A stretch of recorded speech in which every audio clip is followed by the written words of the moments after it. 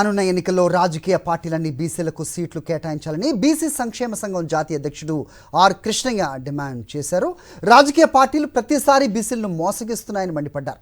రాజకీయంగా అవకాశాలు ఇవ్వకపోతే గ్రామాల్లో ప్రజలు తిరగబడతారని హెచ్చరించారు. సామాజిక వివక్ష లేకుండా నిరంతరం పోరాటాలు చేస్తున్నామని తెలిపారు. బీసీలకు వాటా ఇవ్వకపోతే తిరుగుబాటు తప్పదన్నారు ఆయన. అందుకే మేము డిమాండ్ చేస్తున్నాం, మా వాటా మాకు ఇవ్వకపోతే మాత్రం దేశంలో తిరుగుబాటు తప్పదని కేంద్ర ప్రభుత్వాలను రాష్ట్ర ప్రభుత్వాలను హెచ్చరిస్తున్నాం. బీసీలకు ఇచ్చేది భిక్షం కాదు, వాటా, ప్రజాస్వామ్య వాటా. ఎవరిని వదిలిపెట్టాం.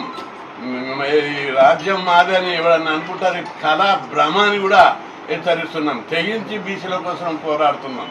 అందుకే పాలక వర్గాలన్నీ కూడా, అన్ని పార్టీలు కూడా ఒళ్ళు దగ్గర పెట్టుకొని పనిచేయాలి బిడ్డ, లేకపోతే ఊళ్ళలో తరిమి కొడతారు. ఓట్లు వేస్తేనే మీరు అధికారంలోకి వచ్చారు.